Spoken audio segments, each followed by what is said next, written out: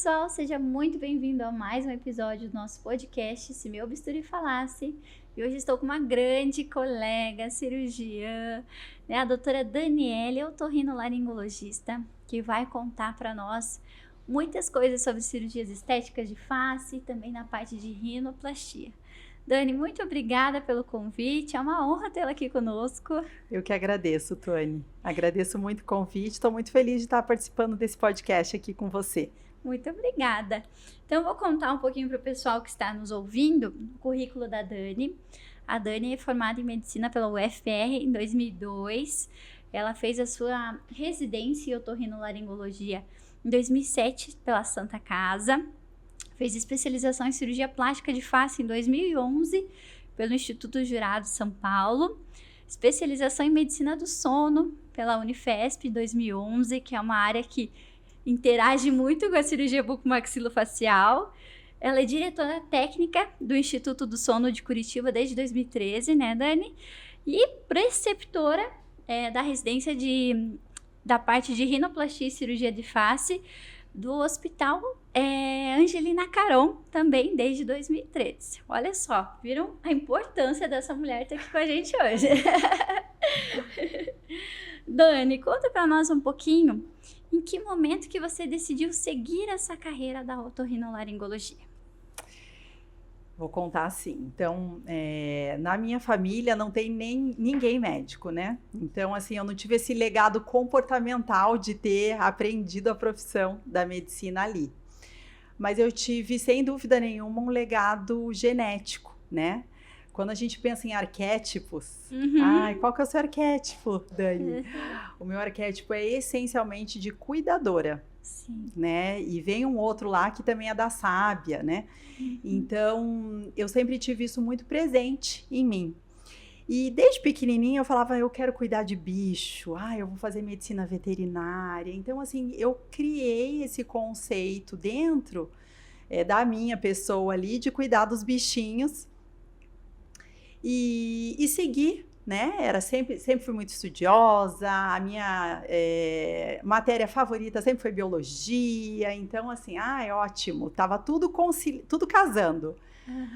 Mas eu também sou essencialmente prática e eu preciso experimentar para tomar as grandes decisões. Então, eu resolvi, na época do cursinho, visitar o campus de medicina veterinária. E naquele momento eu decidi que não, eu não ia mais ser veterinária. Então eu tinha um mês para escolher o que eu ia fazer, para qual vestibular eu ia prestar. E dentro desse mês foi bem intenso e eu decidi que eu iria fazer medicina, então. Foi uma decisão difícil, né? Porque a medicina era a matéria era o curso mais concorrido e a concorrência era alta. Mas deu tudo certo, né? Então, eu prestei 5 vestibulares, acabei passando na Federal, que era a minha primeira opção. Sim. Passei nos outros também, mas falei, não, eu vou ficar na minha cidade, eu gosto muito de Curitiba, eu sou curitibana. E daí, acabei adentrando aí a medicina. Daí, como veio a escolha da otorrino dentro da medicina, né?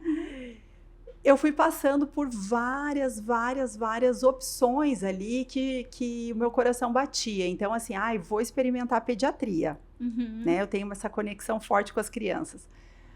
Mas vi que não era isso que eu queria como profissão para o resto da vida. Psiquiatria me chamava muito a atenção também, né? Entender o comportamento, querer também tirar aquelas pessoas ali que estavam a par da sociedade, trazê-las de novo para o convívio, para o social, para a alegria, para a experimentação da vida. Mas fiz estágio e também observei que não era. E daí o lado cirúrgico sou muito forte, então eu quis fazer ortopedia. Amava ver aquela furadeira, aqueles traumas, mas daí não encaixou também. Então eu vou para dermato, fiz estágio na dermato, também faltava mais cirurgia. E no final ficaram 3, que meu coração batia muito forte, ou oftalmo, ou obstetrícia, ou otorrino.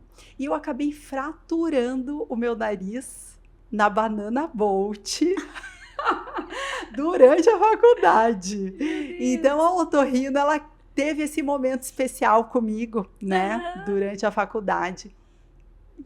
E ela é uma área essencialmente prática, clínica e cirúrgica. Sim. E ela traz o que para mim, assim, é magnífico, que é a face, né? A minha grande paixão. Então, a otorrino casou com os meus sonhos. Sim. E daí eu escolhi o otorrino. Que legal. E é uma área, como você comentou, né, Dani?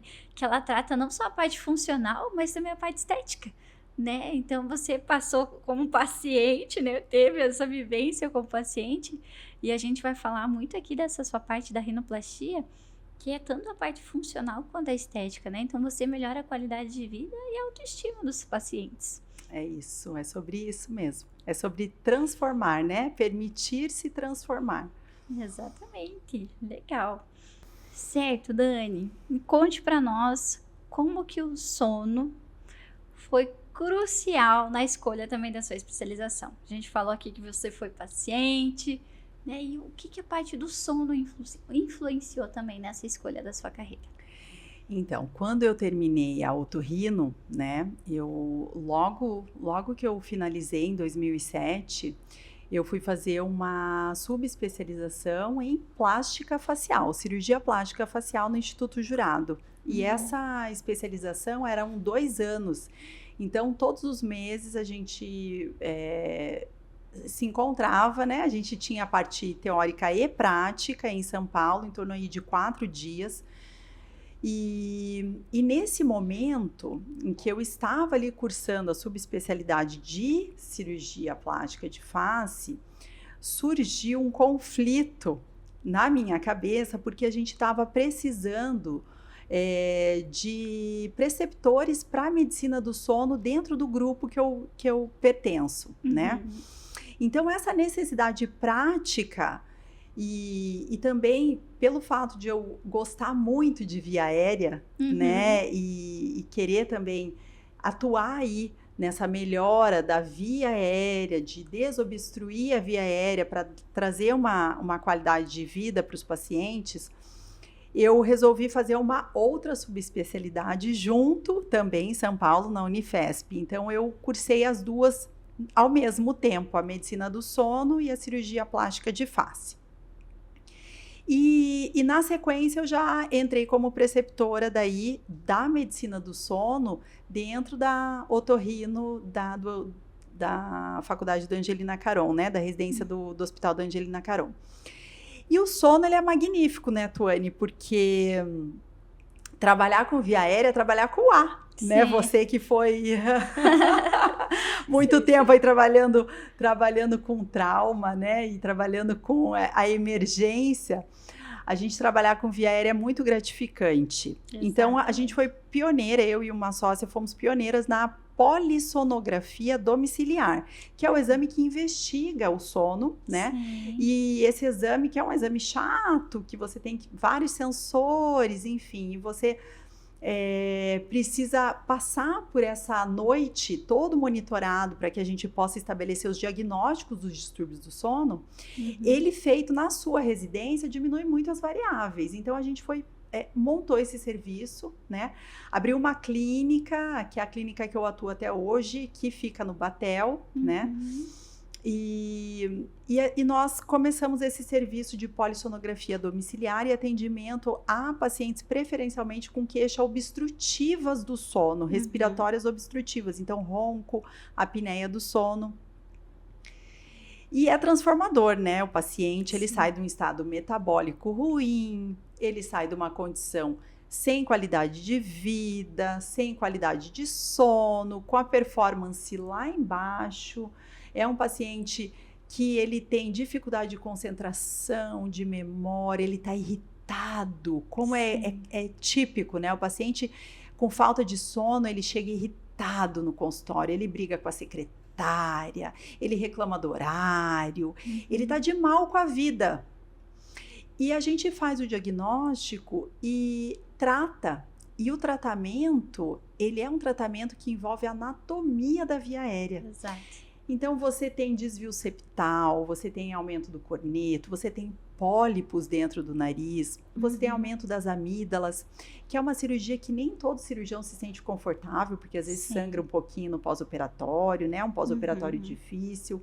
Você tem um reposicionamento muscular, você tem a base da língua, você tem a relação esquelética, né? O afundamento da maxila, uma hipoplasia da maxila da mandíbula atuando na via aérea. Você tem a relação do ociode, você tem o reposicionamento da gordura no obeso, que fecha a faringe. Então, existem muitas causas anatômicas que a cirurgia da via aérea melhora muito a condição de vida desse paciente. Então, ele é um paciente que tem qualidade de vida agora, depois da cirurgia, ele está correndo, ele está dormindo bem, ele consegue emagrecer, ele consegue ter uma alta performance no trabalho. Sim. E não demora, né?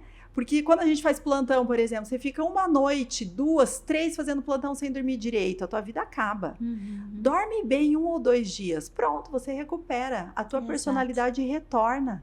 Sim, não exatamente. É? Então, a falta de sono, ela despersonaliza. E um sono de qualidade, ele te traz de novo o seu potencial. E isso é muito bonito, né? E impacta muito com os meus princípios de cuidadora, de querer o melhor, né? De transformar. Então, a medicina do sono, realmente, assim, ela me fascina. Daí, eu fiquei como preceptora do Angelina Caron e também do Cruz Vermelha, né, por um tempo. E também o que eu acho muito rico na medicina do sono, em tratar o sono, é essa nossa questão multidisciplinar, né? A doença é multifatorial e a gente consegue fazer esse trabalho multidisciplinar. Que eu acho muito bonito. Então, a gente tem muita parceria com os dentistas, com os odontos, com os bucomaxilos, porque a gente trata a via aérea. Exatamente. Né? A gente não está tratando o simples desvio. Você está tratando aquela pessoa que tem toda uma história, que já teve trauma, ou que aumentou de peso, ou que por algum motivo ela não conseguiu estabelecer a prioridade, daqui a pouco ela está sendo vista por vários profissionais que estão lhe ajudando a retomar uma vida de qualidade. Então, eu acho muito bonito isso. Perfeito. Até o que você comentou ali, né, Dani, a gente trabalhar com o A, né, do ABCDE, como a Dani comentou, para quem não sabe, antes da minha formação aí da cirurgia bucomaxilo, eu sou socorrista resgatista, né, e atuei lá no Hospital Angelina Caron. Então, a via aérea é o nosso A, né? O início de tudo, que é o que a gente tem que preservar. Sem preservação de via aérea, a gente não tem o suporte básico de vida, né? Então, como a gente comentou ali, você transformar essa parte de qualidade de vida do paciente é o mais mágico, assim, que existe.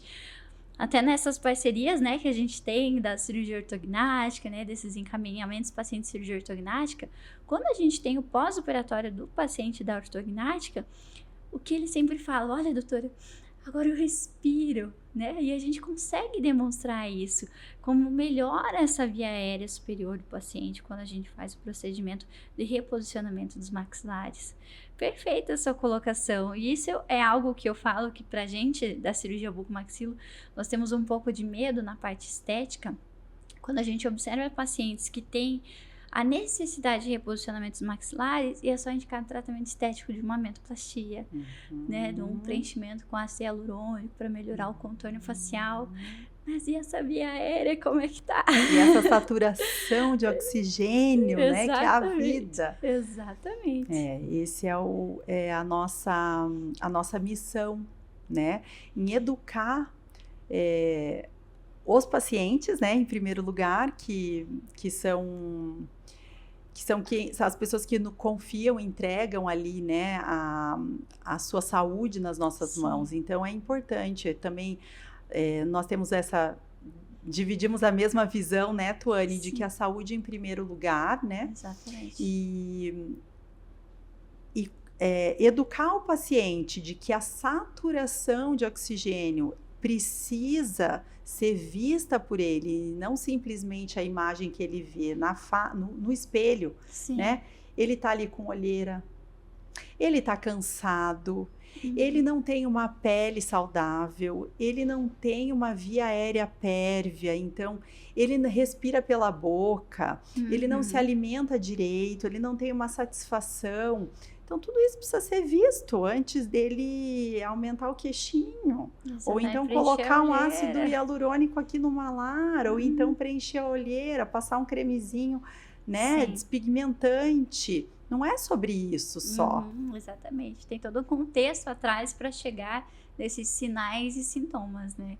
A gente tem que avaliar essa parte sistêmica do paciente, essa parte de via aérea. Perfeito. Ótimo. E Dani, já que a gente falou um pouquinho da parte estética, conte para nós sobre essa abordagem estética no seu paciente e a sua importância. Tá.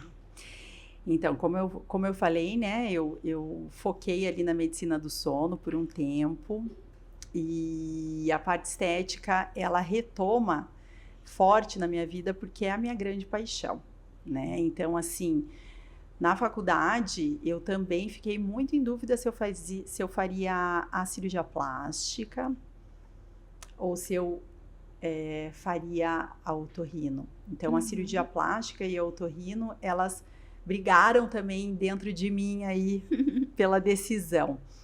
Mas eu gostava de face, não de barriga, então foi. E a estética, ela vem porque o bonito é saudável e vice-versa. Sim. O feio não é saudável. Então, um trauma, por exemplo, uma pessoa com trauma de face em que ele tem uma desprojeção importante nasal, vou mostrar um caso depois, é feio, é agressivo aos olhos e não é saudável. Então, o que é bonito, normalmente é saudável, né? Sim. Então, a estética, ela anda de mão dada com a saúde.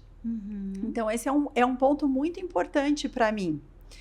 Essa retomada da estética, ela também veio na época da pandemia. As pessoas, elas precisaram se adaptar fortemente, né? Elas saíram ali daquele convívio e passaram para a tela. E você se auto-observar nas reuniões, você tá de frente contigo mesma, pessoas assim com um potencial enorme, professores tiveram que se superestruturar para dar aulas, né? Sim. Empresários, enfim, advogados, fazer só as reuniões depois online. E as pessoas acabaram se preocupando com a estética.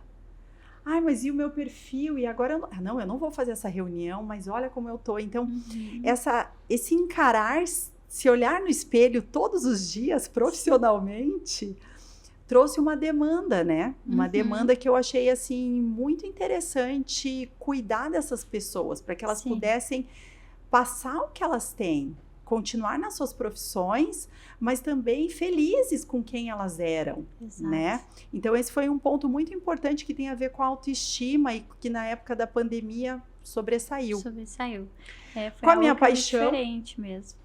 Perdão.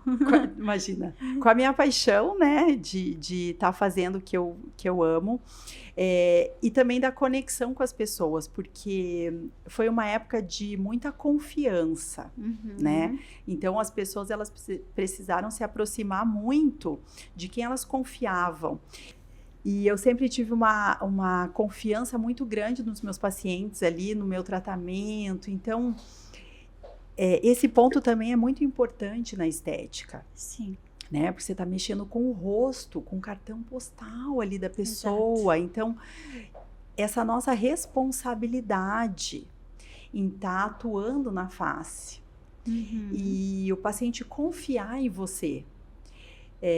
Isso é algo muito forte, assim, que me fez repensar de novo em seguir forte por esse caminho da estética, né? Porque o paciente, ele precisa de alguém que entenda anatomia, que seja responsável. Isso não pode ser entregue nas mãos de qualquer profissional, embora seja banalizado hoje em dia. Sim. Né? Então, a gente que tem uma formação estética, uma anatômica, funcional forte, a gente precisa ajudar os pacientes a terem essa consciência e nada melhor do que a gente atuar ali. Sim, principalmente falando na área de rinoplastia. Isso é algo que eu fico muito preocupada quando eu vejo muitos colegas indo para a parte plástica da rinoplastia.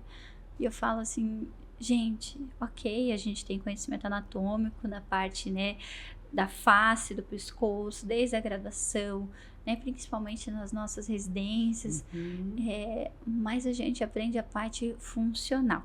E eu falo, caso tenha qualquer intercorrência, quem irá tratar? Você ou o otorrino? O otorrino. Então a gente não põe a mão.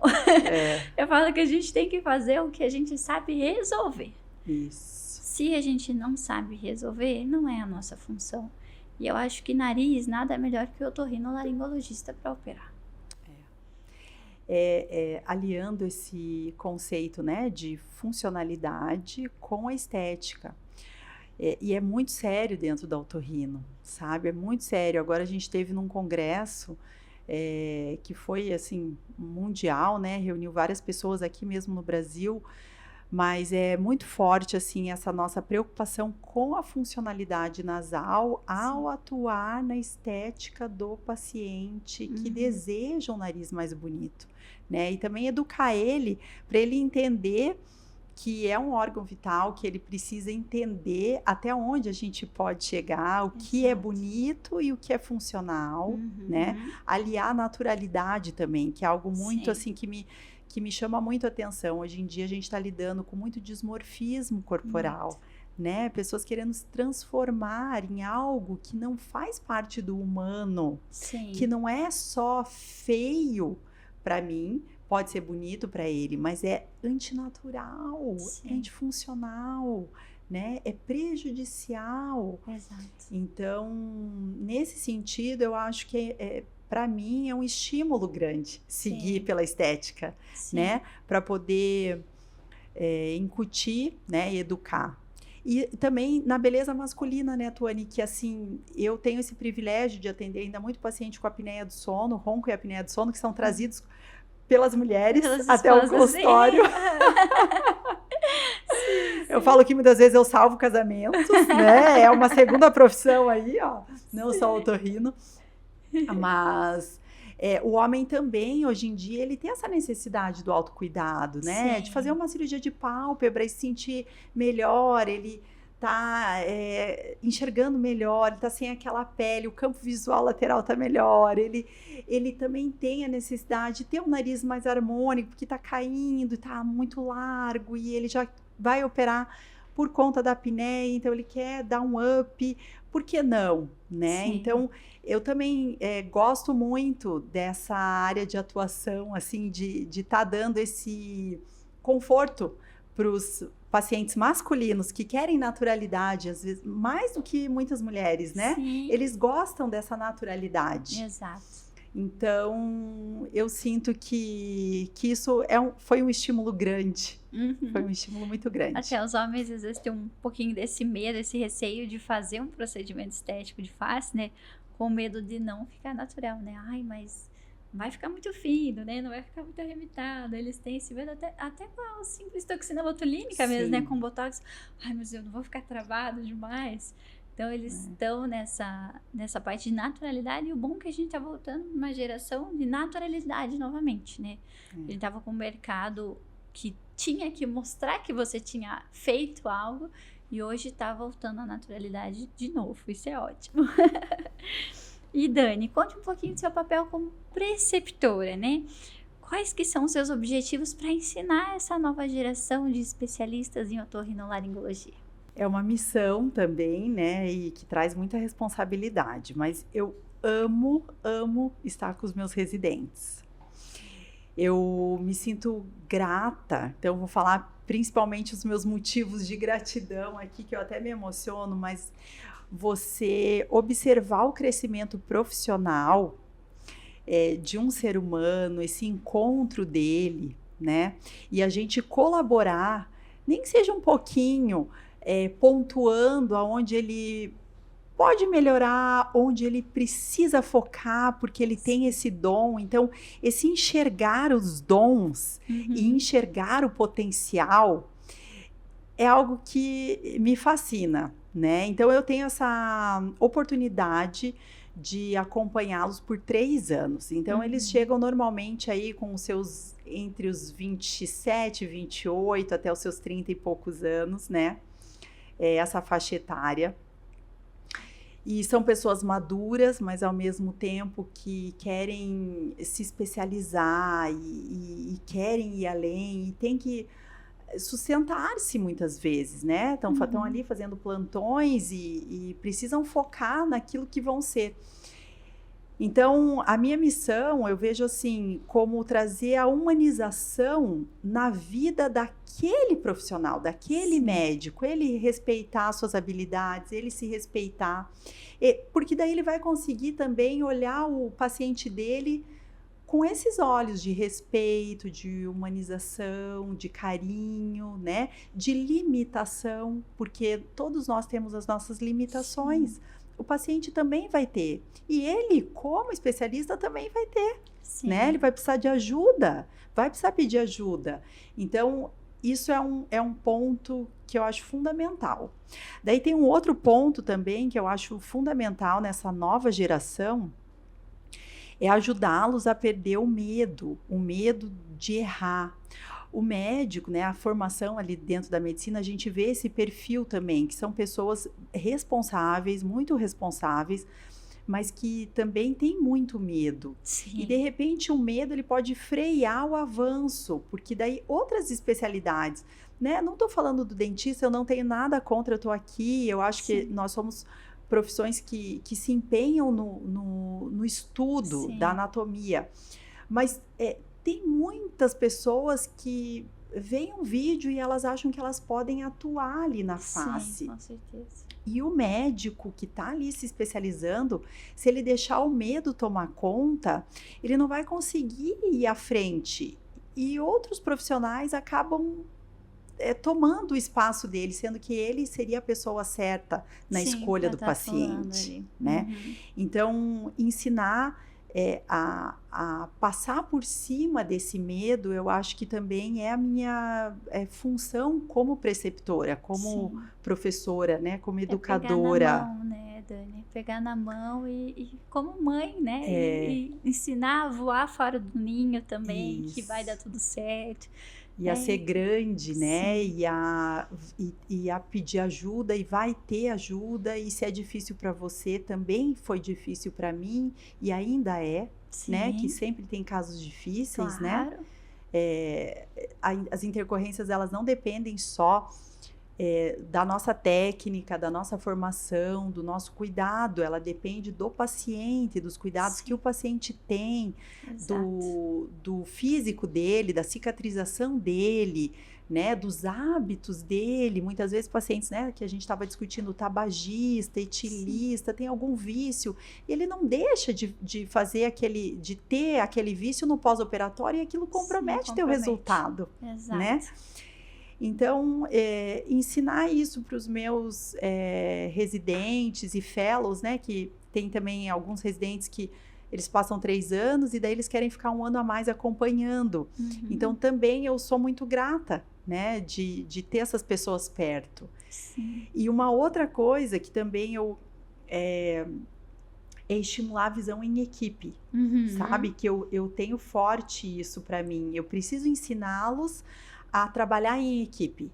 Ninguém Perfeito. É 100%. Sim. Então, a gente depende de outros profissionais, né? A gente trabalha muito fono, muita físio, muito ortodontista, muito bucomaxilo. Então, nós somos uma equipe para tratar melhor o nosso paciente. Aquela pessoa que veio nos procurar, entregou, né, com confiança a sua vida, a sua saúde nas nossas mãos, a sua beleza, o seu cartão postal, o seu rosto.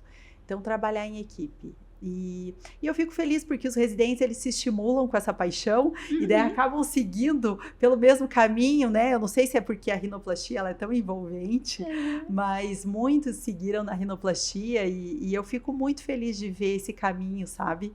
Eu sou muito grata em poder ensinar. Que legal.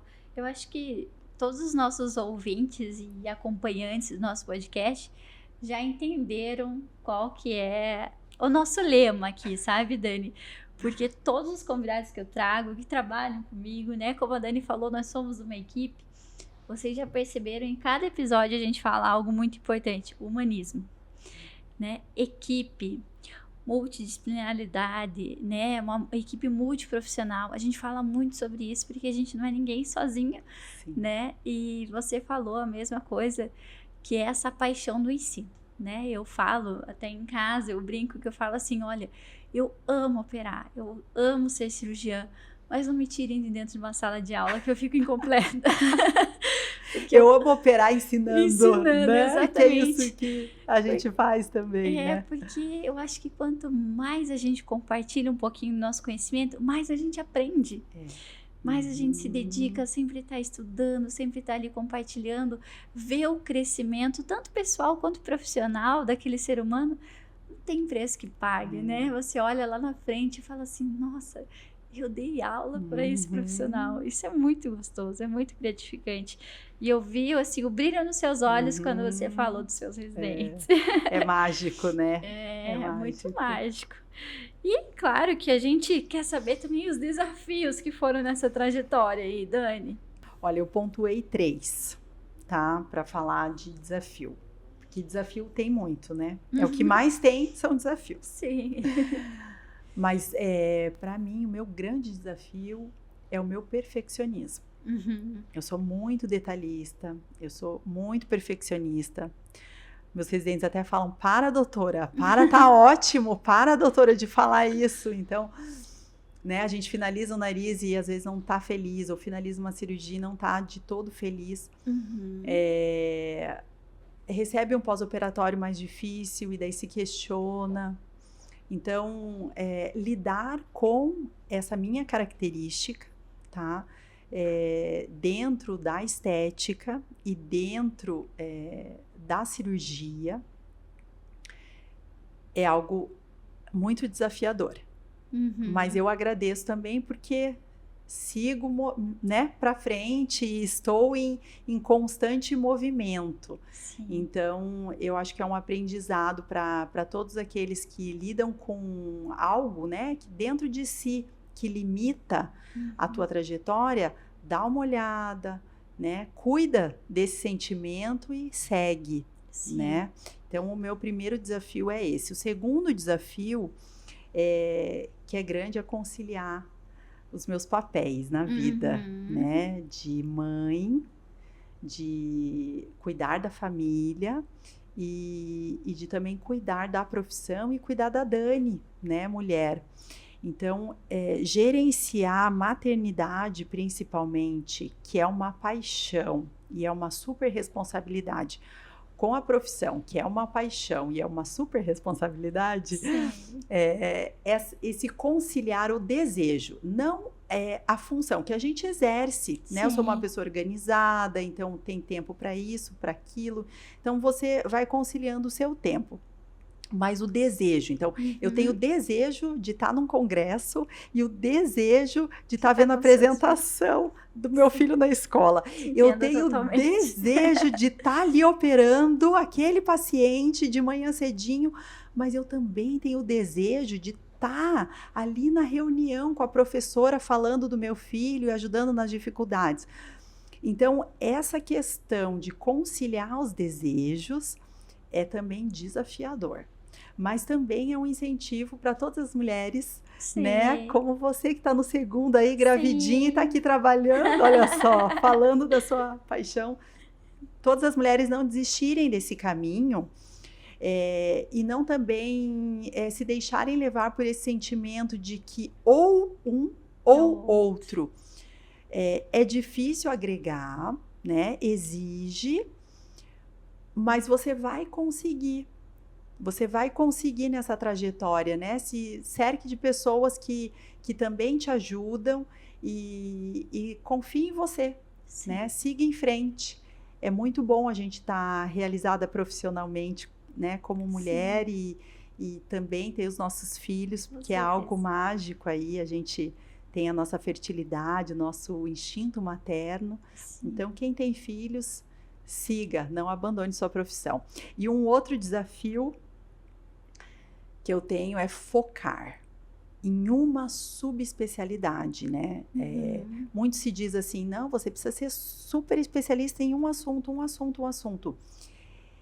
Por muito tempo eu me cobrei, mas eu tenho uma visão holística, eu tenho uma visão do todo. Sim. Eu tenho uma visão de via aérea, tenho uma visão da face, tenho uma visão da estética, tenho uma visão da oculoplástica.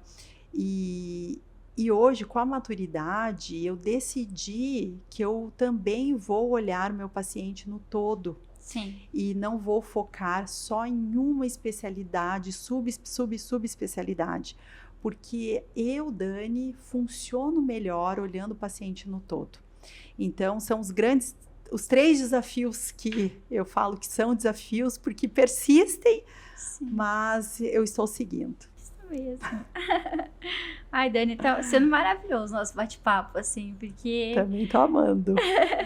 Porque a gente tá falando muito, assim, parece um espelho, sabe? Tudo que você tá falando é o mesmo sentimento que eu tenho, né? Essa responsabilidade profissional, essa responsabilidade de mãe, como você comentou agora, a gente fica com o nosso coraçãozinho apertado, assim, nossa, mas eu não me vejo sem estar operando, nossa, mas eu não me vejo sem estar com meus filhos, né? Essa mistura de sentimentos e desejos, igual você comentou, que eu acho que essa é o maior desafio mesmo na trajetória de uma mãe profissional, né?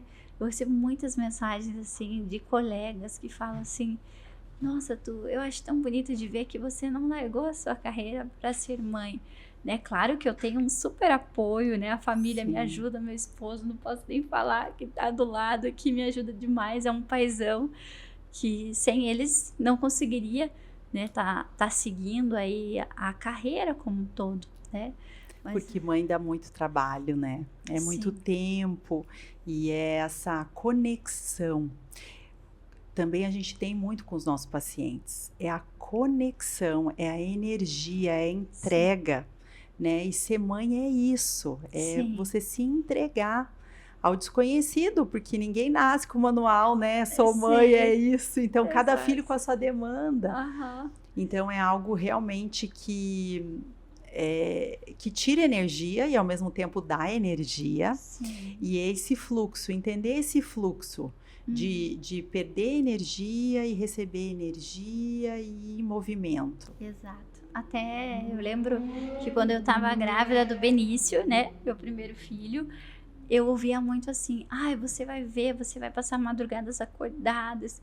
Eu falava assim, mas gente, eu já passei muitos plantões acordada, cuidando do filho de outras mães, né? E eu tava ali me dedicando, você acha que eu não vou querer estar acordada para cuidar do meu filho? Né?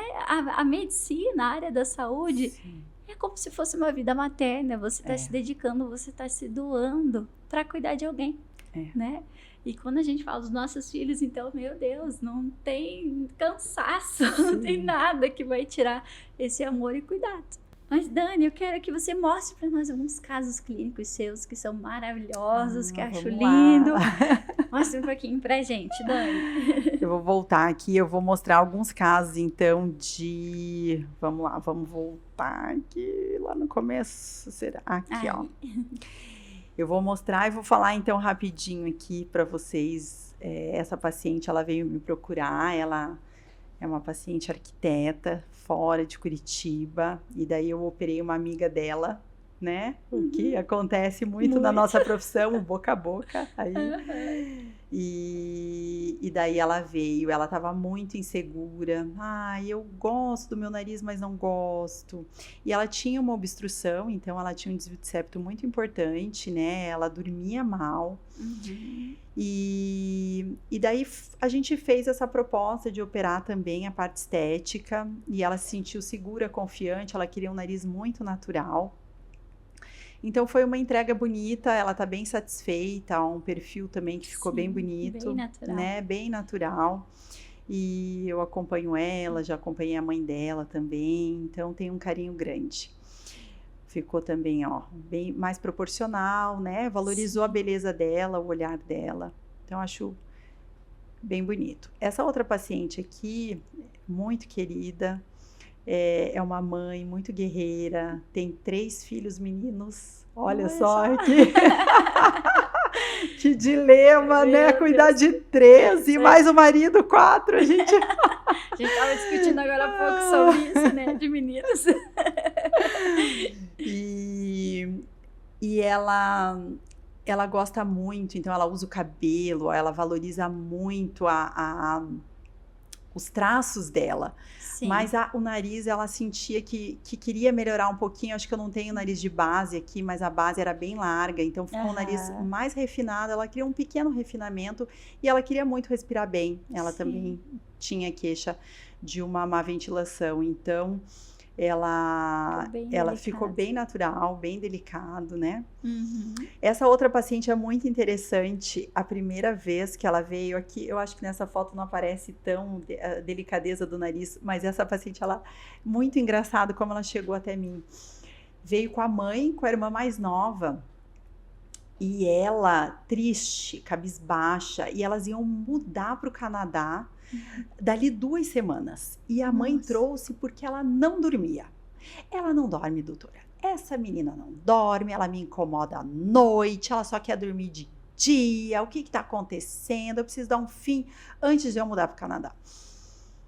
E nós fizemos uma polissonografia e algo muito comum, né, Tuane, hoje em dia, que as pessoas talvez tenham pouco contato, é com esse atraso de fase do sono na adolescência. Então, os adolescentes, eles mudam fisiologicamente o reloginho do sono. Eles passam a dormir mais tarde e acordar mais tarde. E ela já tinha um atraso de fase como parte da sua genética. Ela e a avó dela era costureira, então costurava a noite inteira.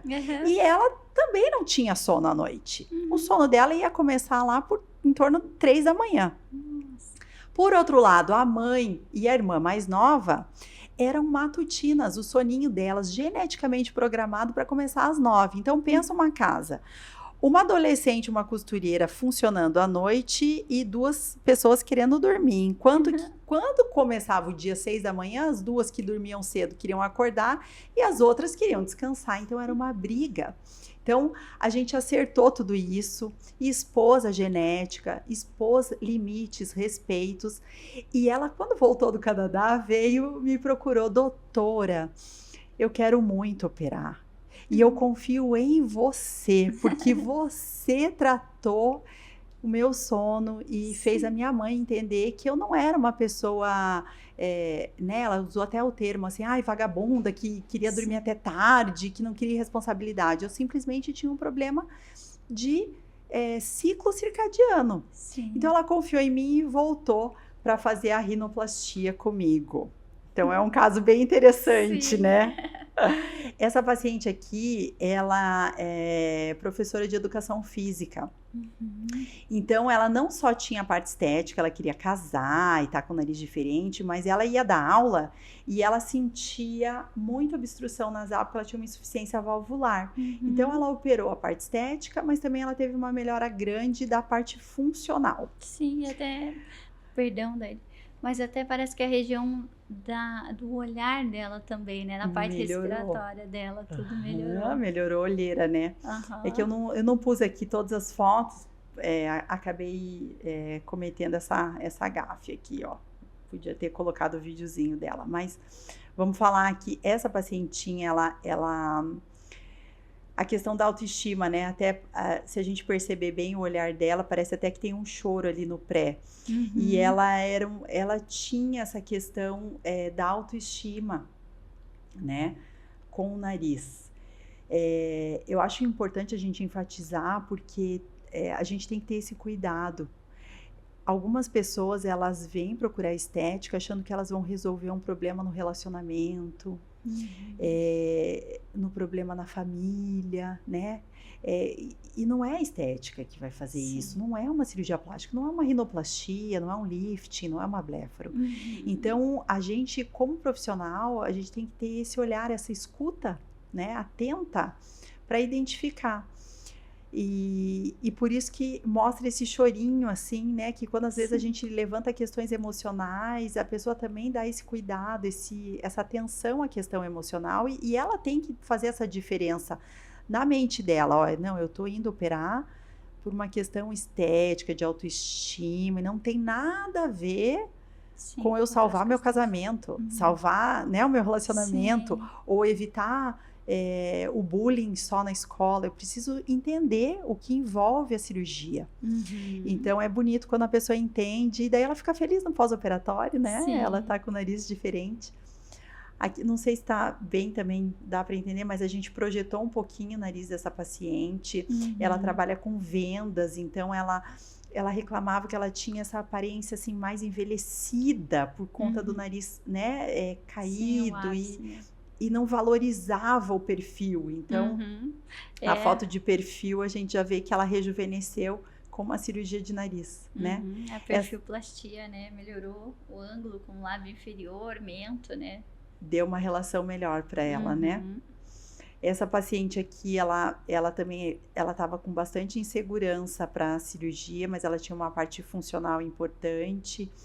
E ela tinha um namorado que incentivava muito ela a operar. E nessas horas você também tem que ter essa sensibilidade, né? Calma, isso é do namorado ou é dela? Não, é seu, né? Sim. Então, a gente criou um vínculo bem bacana e ela operou, ela ficou muito feliz. Né? Ela valorizou muito o perfil dela, o semi-perfil. Então, assim, um resultado bonito. Essa paciente eu trouxe também porque ela queria se formar e ela queria tirar fotos diferentes depois da formatura, sabe? E também a gente tem que ter esse cuidado, mas e vai que não fique do seu gosto, você tem um resultado pós-operatório que demore um pouquinho mais, você está preparada para isso? Né? Então, a gente também tem que trazer esses conceitos para o paciente. Sim. Às vezes ele quer operar, semana que vem ele está numa festa. Calma, você está preparado para um pós-operatório que não evolua, talvez, assim, da forma como você espera? Sim. Então, isso tudo tem que ser muito bem abordado, né? E ela evoluiu super bem e ela ficou feliz. Essa paciente, ela sofria bullying, né? E a questão, ela tinha um olho lindo, né? Sim. Assim, tem um olho lindo e o nariz chamava muito atenção. Então, a gente sempre fala, né, Tuane, que existem prioridades quando você olha a face de uma pessoa. Sim. Então, a prioridade é o olho, depois é a boca, depois é a pele e quarto é o nariz. Quando o nariz está chamando muita atenção, ele é o primeiro a ser visto, alguma coisa está errada. Né? E era o que acontecia com ela. Então, ela ficou com o nariz mais harmônico e quando a gente olha na segunda imagem, a gente não vê quase o nariz, né? A gente vê o olho dela, vê a boca, vê a pele e o nariz tá passando despercebido ali, ó. Exatamente. Que é isso que a gente quer. Sim, parece que abre o olhar até, né? Destacou o olhar, né? Essa pacientinha, ela queria uma simples definição, né? Mas notem que ela tem ali um pouquinho de encurtamento ali, né? Então, ela tem essa retração, desculpa, na asa. E o paciente tem que entender que talvez a gente não consiga, na cirurgia, com pouco enxerto, resolver essa questão, né? Mas ela entendeu e seguiu. Essa paciente aqui é um pós-operatório, a foto bem recente. Então, assim, logo que ela operou, ela fez esse pós e depois não voltou mais. Mas ficou um nariz bem bonito, bem harmônico, ó. Ela era professora E ela ficou na dúvida, será que eu opero a estética junto? Porque se os meus alunos, né, ela trabalhava com criança, e se eles baterem no meu nariz, eu falei, olha, você vai precisar cuidar. Então, ela se propôs a cuidar de talinha da aula, sabe? Para cuidar do nariz, para ela conseguir passar o pós-operatório, né? Essa pacientinha também, ela queria operar, mas ela tinha medo de fazer a cirurgia com costela, porque às vezes a gente precisa, numa pele grossa, de cartilagem costal. Sim. Mas ela entendeu e daí ela realmente seguiu, ficou com o nariz mais harmônico. Essa paciente aqui, ela sofria muito bullying e ela tinha uma autoestima bem prejudicada, né, por conta do nariz, e depois que ela operou, ela emagreceu, olha só, e daí a gente falou assim, olha, tem um retoque para fazer, ela falou, doutora, mas a minha autoestima tá tão elevada que se eu operar e ficar mais bonito, eu não sei se alguém vai me aguentar. Ela... Insuportável. Vou ficar insuportável. Então, eu trouxe esse caso para mostrar aqui, né, como melhora a autoestima. Então, elas se embelezam, elas se maquiam, elas arrumam o cabelo, elas emagrecem, elas ficam melhor com elas mesmas. Essa pacientinha aqui também, ela sofria bullying, né? Ela se olhava e achava, assim, com uma fisionomia, né, mais grotesca, e daí depois da cirurgia, que ela queria um nariz bem natural, ela se sentiu melhor, valorizou, ela falava, me chamam de bruxa, né, então ela valorizou. Parece até que ela fez ortognática, olhando de perfil, parece que foi avançada a maxila, né, parece que todo o terço médio de face dela melhorou. A gente fez um enxertinho de pré-maxila também, né, então... Sim.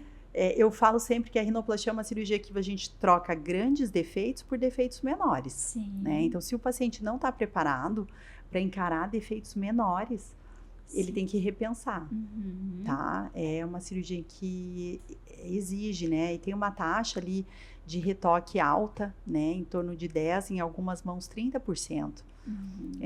Então,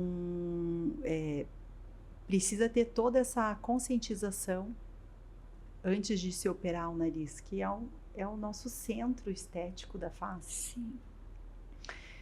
Então, é importante o paciente estar junto, entendendo, né, qual é o pós-operatório. Essa pacientinha, ela tinha essa queixa também de giba, e ela tinha, assim, ela tem essa cultural, né, aquele rosto, assim, com um nariz mais oriental, ali, pesado, né, e ela ficou feliz, daí depois ela quis também fazer a pálpebra, então a gente valorizou o olhar dela e fez o nariz, ficou com o nariz mais harmônico.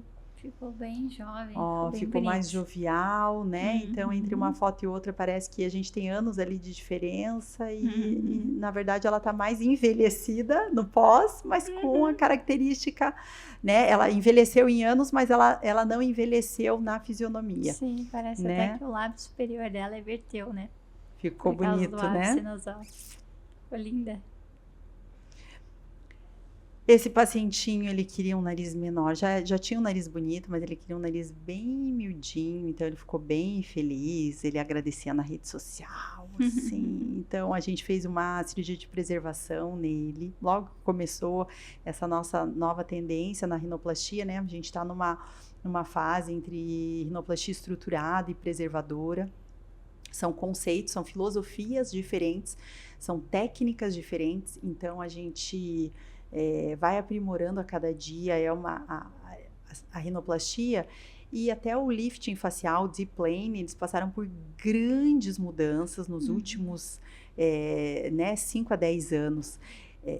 5 anos a cirurgia era outra, então é algo estimulante, porque os resultados são melhores e também a gente conhece mais a anatomia e conhece as complicações das técnicas antigas, então isso nos permite entregar melhores resultados hoje em dia. A gente usa o ultrassom cirúrgico, né, que faz muita diferença na equimose, no edema, como vocês na bucomaxilo que usam também, né, muito nas cirurgias. É muito diferente. Então, a gente tem essa vantagem hoje em dia, essa ferramenta, mas precisa entender a anatomia, né? Sim, Descolamento, com né, certeza. Tony? Isso mesmo. Isso não substitui, né? Não. Pode ter a tecnologia que for, mas se você não descolar, se você não entender a anatomia, se você não tiver uma mão precisa, Exato. é, Vai ter um pós-operatório ruim igual, né?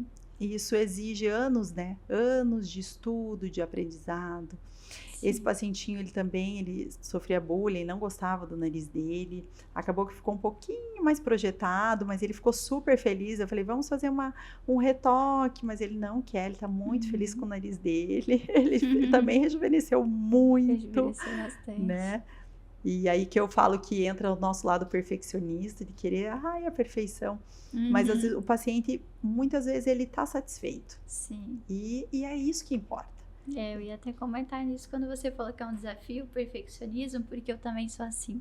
Às vezes o paciente tá feliz com aquele resultado, mas você olha, mas eu queria ter deixado melhor, né? A gente se cobra e o paciente tá feliz. Tá feliz.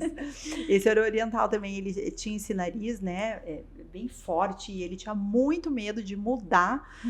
Então, um paciente masculino, eu não quero perder essa minha característica masculina, essa minha característica de família. Sim. Mas incomodava, ele tinha um radix muito baixo, né?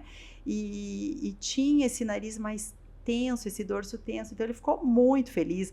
Daí ele levava, no nosso ambulatório, ele levava os doces que a esposa fazia. Então, assim, ele ficou realmente muito, muito satisfeito.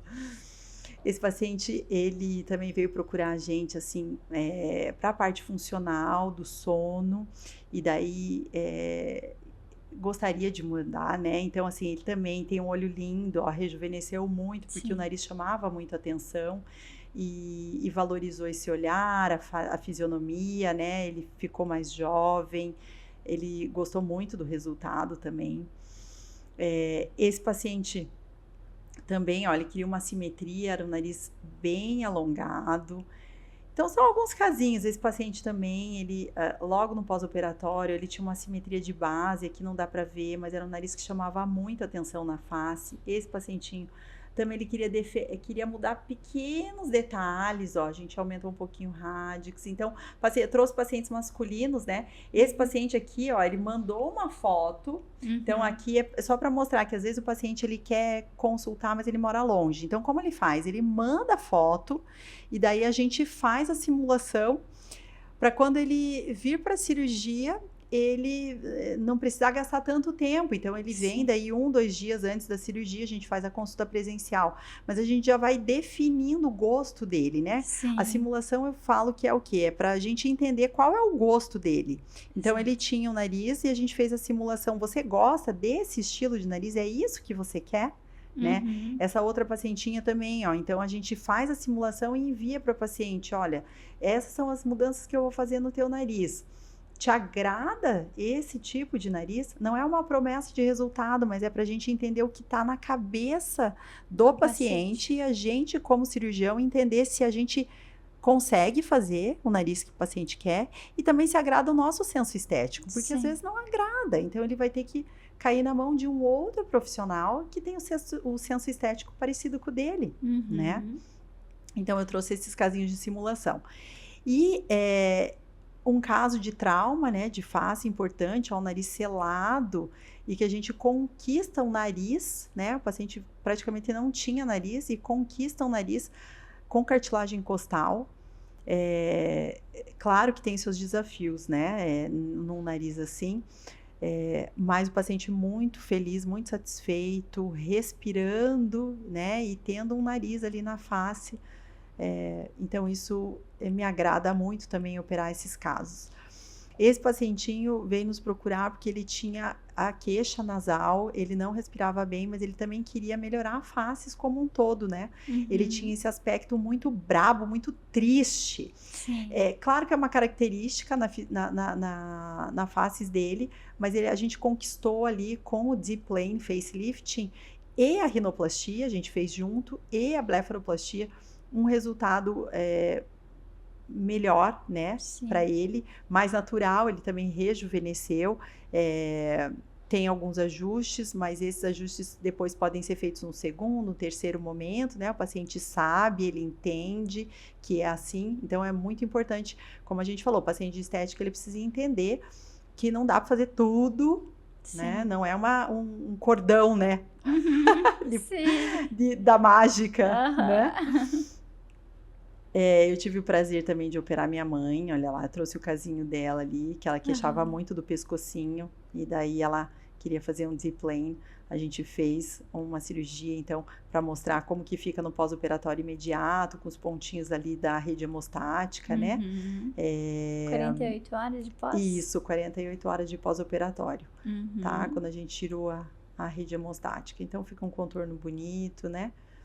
É algo que ela operou para casar, não porque ela queria estar mais bonita no casamento, mas é porque o fato dela casar deu essa energia para ela em se submeter a uma cirurgia e querer ficar mais bonita, né? Então, minha mãe era viúva, daí encontrou uma outra pessoa também viúvo e acabaram casando aí aos 70 anos. É muito bonita a história. E é bem interessante que os pacientes, quando tem um evento muito marcante, eles normalmente, próximo a esses eventos, né?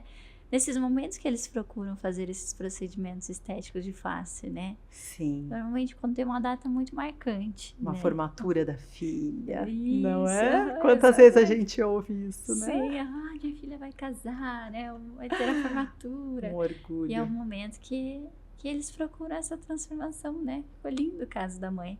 Fez blefaro-superior também. Fez blefaro-superior, Ótimo. Essa pacientinha também muito querida, olha lá, ela queria muito tirar a papada, né? E o olhar mais envelhecido. Então, ó, mudou a autoestima, né? Tá mais feliz, ó, tá mais alegre, tirou aquele componente de peso, que acontece com o envelhecimento, né, Tuane? O envelhecimento, ele vai nos desconfigurando, né? Nós temos a quadralização da face, né? Que nós chamamos. Exatamente. Então, a gente vai adquirindo uma fisionomia que a gente se olha no espelho e não vai reconhecendo, né? Sim. Então, existem técnicas cirúrgicas que podem trazer de novo aquele rosto, né? Com mais sustentação, com um contorno mais bonito, que você realmente vai olhar e não vai tá transformada em algo que não é você, mas sim você vai recuperar uma jovialidade que lhe pertencia alguns anos atrás. Exatamente. Então, também isso, é sobre isso, né? Sobre a gente recuperar algo que se perdeu ao longo do tempo, mas a gente continua mentalmente ativa, saudável, querendo produzir. E o rosto, ele transmite uma outra imagem de tristeza, de peso, de carrancudo, e isso a gente consegue melhorar.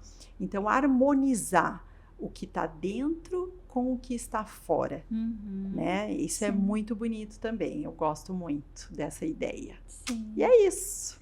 Obrigada, Dani. Parabéns pelos casos lindos. Obrigada. Obrigada pelo nosso bate-papo, né? De você contar um pouquinho sobre a sua trajetória. Tenho certeza que os nossos ouvintes adoraram aí saber um pouquinho como foi sua trajetória, o porquê de escolher essa área, né? Trabalhar com vias aéreas. Então, muitíssimo obrigada. Adorei ter você aqui com a gente. E quero você de novo para a gente falar sobre essas cirurgias plásticas de face aí também, viu? Já fica o convite que eu quero você aqui de novo para a gente aprofundar e falar dessas cirurgias estéticas também. Tá bom, foi um prazer grande estar aqui com vocês, né? Tenho um carinho muito grande por você, né? Pela tua história também, pela tua trajetória. E todas as mulheres, elas me inspiram, a história, o trajeto, as escolhas, isso é muito inspirador para mim. Então, tá hoje aqui é um momento de inspiração. Obrigada, eu digo mesmo. Se sinta abraçada. Obrigada pelo carinho. Então, pessoal, nosso bate-papo com a Dani se encerra neste momento, mas como vocês já ouviram, eu quero ela novamente aqui com a gente para nós conversarmos de mais casos de blefaro e parte de cirurgias estéticas de face. Obrigada, Combinadíssimo. Dani. Tchau, gente. Até a próxima. Tchau, tchau.